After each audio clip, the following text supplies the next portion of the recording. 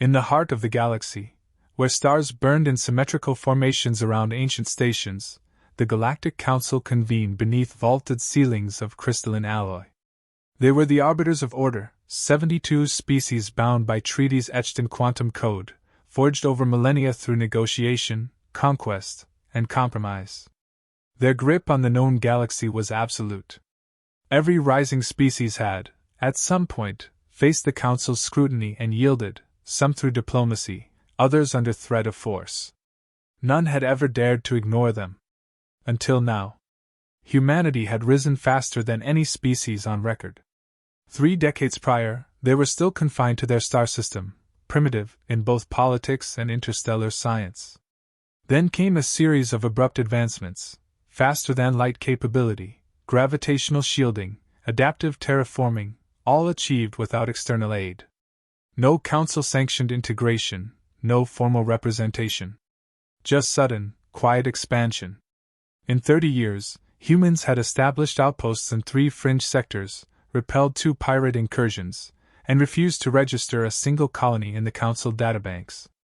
Anomalous. Unruly. Dangerous. Reports trickled in from various observers. Human ships ignoring standard beacon protocols, automated drones bypassing trade restrictions, Earth-built satellites outmaneuvering security surveillance near Council border worlds. One Council member called it innovation. Most called it insolence. The species had no history of cooperation and no visible interest in galactic law. Worse, they were unpredictable. No formal alliances. No known weaknesses. No clear pattern of behavior. Just quiet movement, measured advancement, and a stubborn refusal to acknowledge the galactic order. It was decided that Earth would be given a choice. A formal diplomatic envoy, the usual approach. Polite demands framed as invitations. Integration into the economic and security systems of the Council. Oversight in exchange for stability. It was a protocol followed hundreds of times before. Resistance was rare. Full defiance had never occurred.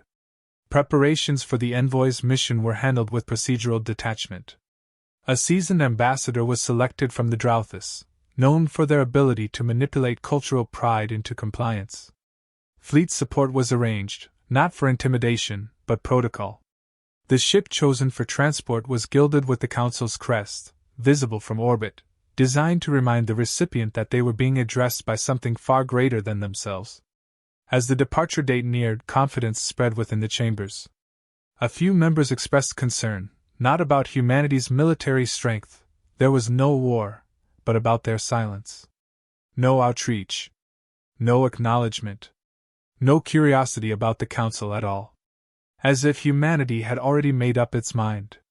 Such behavior was unheard of. Even the most defiant species had shown interest in Council technology, commerce, or cultural exchange. But humans had kept to themselves, observed in shadows, and expanded with a chilling efficiency that didn't align with their apparent age. Whispers circulated through secure channels that perhaps the humans had discovered something, some form of edge, some unknown advancement. But those voices were drowned in bureaucracy. The vote passed. The envoy would depart. Earth would be given the standard terms. The expectation was compliance, perhaps after a brief display of stubborn pride. And if not compliance, at least dialogue. The Council always preferred talk. Talk gave time. Time preserved order. As the final documents were uploaded into the envoy's diplomatic archive, a closing statement was added without debate. This mission will result in either diplomatic absorption or the formal classification of humanity as a subject civilization. There was no scenario where Earth remained autonomous. The envoy ship departed under the watch of hundreds of dignitaries. Their expressions were calm, their predictions confident. After all, no species in history had ever refused the Council's hand. It wasn't just unwise, it was unthinkable. But Earth was about to do the unthinkable. The Council's envoy reached Earth orbit on schedule, its arrival heralded by system-wide pings designed to announce peaceful diplomatic intent. Council protocol dictated that any developing species be given the chance to accept integration without coercion. Standard measures included broadcasted greetings, diplomatic credentials, and a heavily curated package of cultural acknowledgments meant to flatter and impress. But Earth didn't respond. Hours passed. Then a day. No reply. No scans, no counterpings, no activity from ground-based communication arrays. Council procedure dictated patience. Perhaps Earth's systems needed time to verify authenticity, or perhaps they intended to make a symbolic delay, a show of equal standing. The envoy waited in silence, tracking orbital patterns, listening for even a whisper from below. The response came unceremoniously, stripped of formality. A single file. No encryption beyond basic transmission protocols. No preamble, no diplomatic structure. The message was short. We do not recognize your authority. We will not negotiate. Do not contact us again. No signature. No visual confirmation. No indication of tone or context. Just text, delivered with the weight of indifference.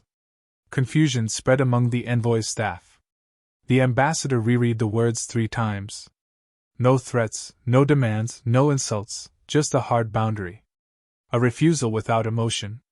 The silence before and after made it louder than any declaration of war. The message was forwarded to the council with urgency. A special assembly was convened less than 8 hours later. Members dissected the transmission, analyzing syntax, cultural subtext, even punctuation. Some claimed it was a bluff, a primitive culture lashing out in fear. Others suggested it was deliberate, a message calibrated to test the council's resolve. One voice argued it was simply honest, which made it worse. Earth had not opened dialogue. They had closed the door entirely. Not with hostility, but with certainty. No interest in terms, treaties, or concessions. Not even curiosity about what the council offered. The rejection wasn't tactical. It was ideological. Panic didn't spread immediately. The council was too old, too proud, too structured to fall into chaos over a single transmission. But something deeper began to stir, unease. The council had encountered violent resistance before, even sabotage, but no species had ever refused the idea of the council so completely. Humanity had not countered force with force. They had countered authority with disregard. Speculation grew. Were the humans hiding their true power? Was this some form of psychological tactic? Had they discovered something the council didn't understand? Most species bent toward the council not out of fear, but pragmatism. Access to galactic trade, advanced medicine, transport lanes. Earth's refusal suggested they either didn't need these things, or had found replacements. Probes sent to Earth's surface found the planet shielded by a global net of satellites operating on unknown systems. No electromagnetic leakage, no standard power signatures. Surveillance drones couldn't maintain orbit. They were intercepted or lost with no record of engagement. Even passive data gathering yielded nothing. Earth was silent by design. Worse, the silence began to affect neighboring systems. A handful of non-council colonies, long skeptical of centralized control, openly questioned the council's authority. They pointed to Earth's response not as madness, but as precedent. If humanity can say no, one broadcasted, why can't we? The message was scrubbed quickly, but not before it spread across private relay nodes. Council analysts were deployed in full.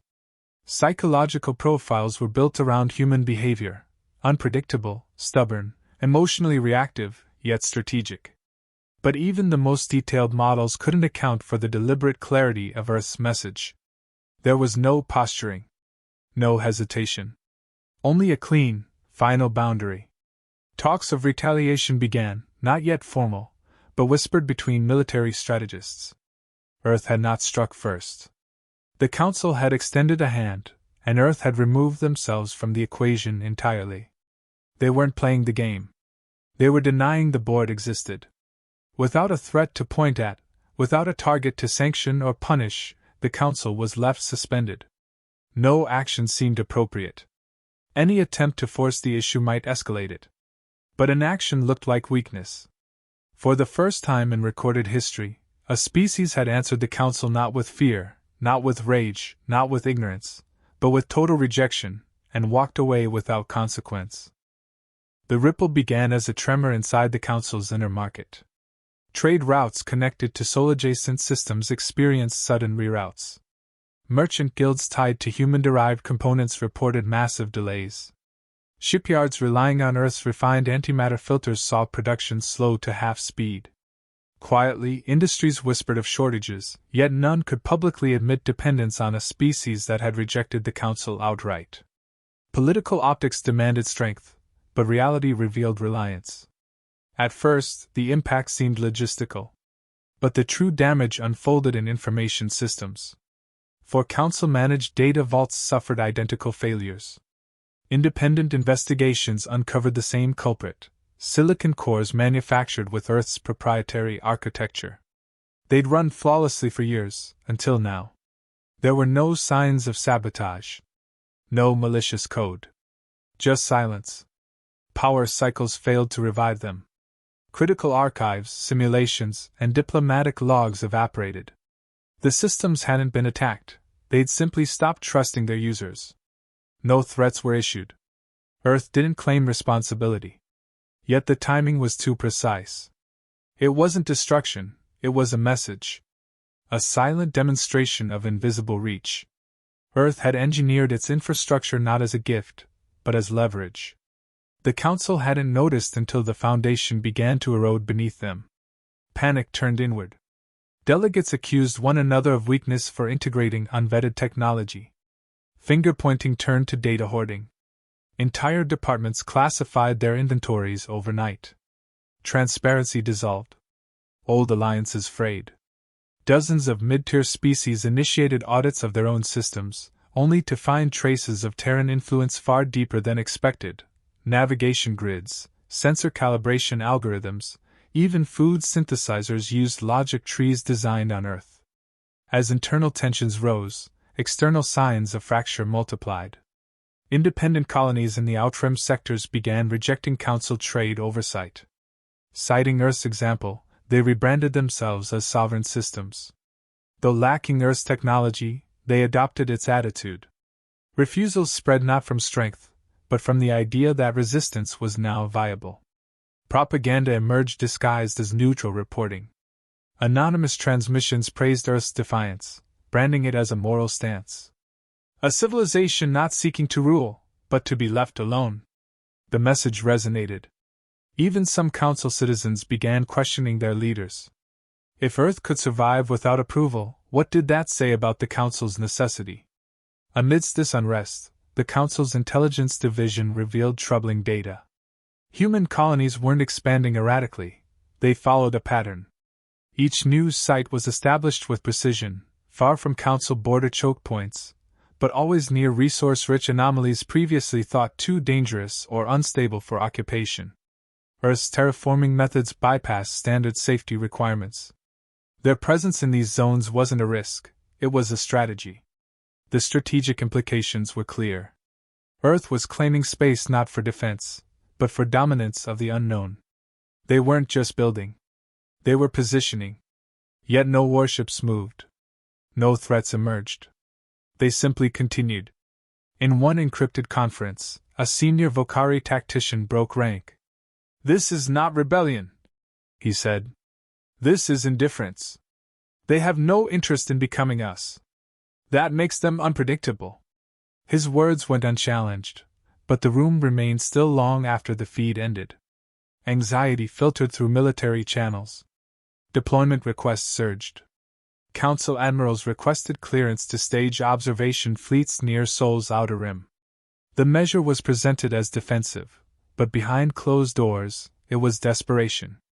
Earth hadn't made a single aggressive move, yet the Council reacted as if already under siege. A classified report circulated quietly. Human-made cloaking satellites had been detected in deep space, far beyond Sol. They broadcast nothing, moved without propulsion trails, and responded to no known stimuli. Their purpose was unknown. The report concluded with a single line: "Assume observation capacity." Speculation became its own virus. Analysts warned of psychological instability among Council leadership. The absence of conflict had produced a vacuum filled by uncertainty. Humans weren't fighting. They were erasing predictability. Every species the Council had integrated before had followed a path. Earth had not only stepped off that path, it had refused to walk it at all. Without a declared enemy, without demands, and without war, Earth had achieved something no other species had dared: fear without contact, influence without presence, and power without asking for it. A strike fleet was authorized under the guise of patrol reinforcement. 25 warships, multi-species crewed, equipped with cloaked surveillance drones and full-spectrum jamming protocols. The objective was labeled non-aggressive: enter Sol's Edge, observe planetary defenses, determine intent. In reality, it was a test. Not of weapons, but of reaction. The Council needed to see how far it could press before Earth responded. Entry into the system was uneventful. No human vessels intercepted. No transmission welcomed or warned. Jupiter's orbit was chosen as the staging point, a safe distance from Earth, close enough to monitor. Formation held. Drones were deployed. Still, no resistance. Then came failure. Instantaneous.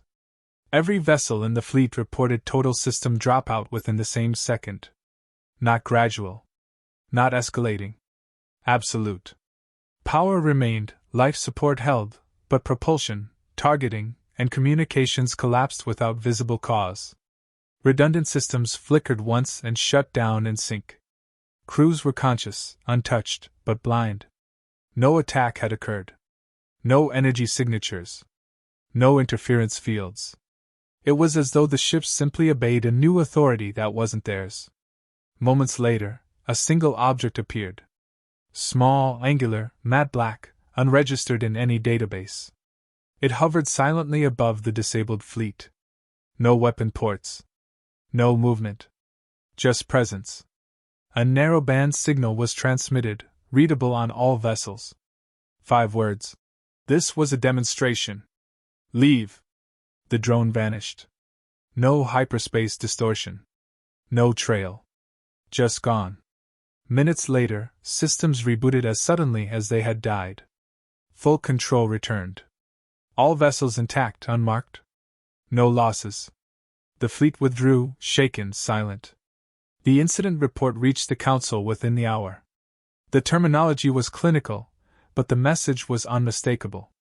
Earth had not resisted. It had disabled. Not with force, but with total technological supremacy. Not as retaliation, but as instruction. No life was harmed. No threat was made. The Council had been warned without violence. The political fallout was immediate. Military leaders demanded escalation, yet could offer no viable countermeasures. Every known defense had been rendered obsolete in seconds. Diplomats argued for renewed outreach, but Earth's message remained unchanged. No negotiations. No contact. No acknowledgement. That same cycle, classified networks began bleeding. Council secrets, confidential treaties, classified operations, suppressed rebellions, flooded private communication channels across the fringe. The source of the leak was untraceable, but timestamps suggested origin within Sol's reach. Earth had not only demonstrated technological power, it had undercut the Council's credibility. Governments across the Midrim erupted in protest. Worlds long held under economic constraint questioned the Council's legitimacy. "What else have they hidden?" became a common slogan. Council-controlled media attempted containment, but failed. The data was too detailed. Too real. Council fleets tasked with suppression were recalled. Half their ships used navigation frameworks modeled after Earth's original open-source codebase. Fears of remote deactivation made mobilization a risk. The Council, for the first time, stood paralyzed not by war, but by uncertainty. There were no demands from Earth. No broadcasted manifesto. No declaration of independence. Humanity's only message had been clarity. They would not engage. They would not yield. They would not be pulled into someone else's order. Attempts to summon emergency diplomatic sessions collapsed into arguments. The question shifted from, "What do we do about Earth?" to, What can we do? And beneath that question lay a colder one. What if nothing? In the corridors of internal security, the theory emerged that Earth's silence was a strategy, deterrence through restraint. Not passivity, but discipline. They had nothing to prove and had chosen not to escalate, despite the Council's provocation. For a structure built on precedent and protocol, the Council found itself disarmed by something it had no rulebook for, a species that didn't play its game, didn't seek validation, and didn't need the galaxy's approval to exist. Earth's demonstration hadn't broken the Council's fleets. It had broken the illusion that the Council was untouchable. Weeks passed. Earth made no follow-up. No clarifications. No retaliation. The strike fleet's failure remained unacknowledged by its target, as if it hadn't mattered. In Council chambers, paralysis turned to quiet fragmentation. Member worlds began abstaining from votes, citing internal instability. Civilian unrest spread across compliant sectors, where the leaked files had ignited doubt more effectively than any fleet ever could. Trust, once the Council's strongest currency, was now exhausted. New trade networks began forming without oversight. Fringe systems redirected cargo through neutral paths, bypassing Council-sanctioned checkpoints. Patrol ships ordered to intercept defectors simply ignored commands. Too many crews questioned who they were really serving. Even in the core worlds, administrators issued directives with cautious wording. Fear of internal sabotage replaced fear of external war. Earth, still silent, became a symbol of possibility. Not conquest. Not rebellion. Freedom. Systems that had tolerated control for centuries began speaking in absolutes, words like sovereignty, independence, and reclamation. Earth had offered nothing but example, and that alone had spread faster than any armada. Delegates from 14 worlds resigned in a single cycle. Some did so publicly, delivering final statements denouncing the Council's legitimacy. Others vanished quietly, their homeworlds severing communication within hours. No violent coup followed. No war declarations. Just a widening vacuum where compliance had once been. A coalition began to form beyond Council reach. Not official. Not structured. It had no capital, no flags, no name. But shared codes emerged, encrypted protocols for secure dialogue, anonymous verification systems, and mutual assistance networks. Every signature traced back to Earth-developed frameworks. Some were years old, released quietly as open-source tools. Now they served as the nervous system for a new movement. The Council attempted containment through economic pressure, but the effort collapsed. Markets no longer feared sanctions. The power to isolate had lost its edge the moment Earth proved isolation didn't mean weakness. It meant control. A final attempt was made to re-establish authority, a vote proposing formal classification of Earth as a rogue civilization. The motion failed. Not by margin, but by absence. Too many seats were empty. Too many delegates refused to participate. The Council's authority hadn't been overthrown. It had been ignored. Humanity never sent representatives. Never broadcast demands. Never sought territory. They didn't need to. The message had already embedded itself into the galactic psyche. Autonomy was possible. Submission was not inevitable. And silence, when backed by capability, could be the loudest message of all. Within Council archives, a report circulated under restricted clearance. It detailed the rate of technological divergence between Earth and the rest of the galaxy. The figures were stark. Earth had surpassed projections in every measurable field: computing, power generation, long-range logistics, even terraforming. The conclusion was simple, unembellished. Their refusal was not defiance. It was inevitability. By the end of the cycle, Earth resumed public broadcasts. Not to the Council, but to the galaxy. A simple stream repeated on wideband frequencies, decoded easily by any receiver. We build. We expand. We protect our own. We are not subjects. We are not adversaries. We are not available. The transmission repeated every hour unchanged. No emotion. No deviation. Just clarity. No fleets approached Earth again. No diplomats were sent. No probes survived past the Kuiper Belt. The system remained a fortress, not of weapons, but of certainty. Humanity had chosen its path, and made it clear that others could choose theirs too, but not by permission. By action. What followed wasn't war. It was erosion. The Council still existed, but it no longer commanded. It coordinated where it could, managed where it was allowed. Influence became request. Power became suggestion. Control became memory. In time, historians would debate when the era truly ended. Some pointed to the envoy's rejection, others to the fleet's shutdown. But most would agree the shift was final the moment the Council realized they were no longer feared, envied, or obeyed. Earth had never asked for a place at the table. They'd simply stood up, walked out, and built one of their own. And when others saw it could be done, the Council's grip slipped, not through battle, but through irrelevance.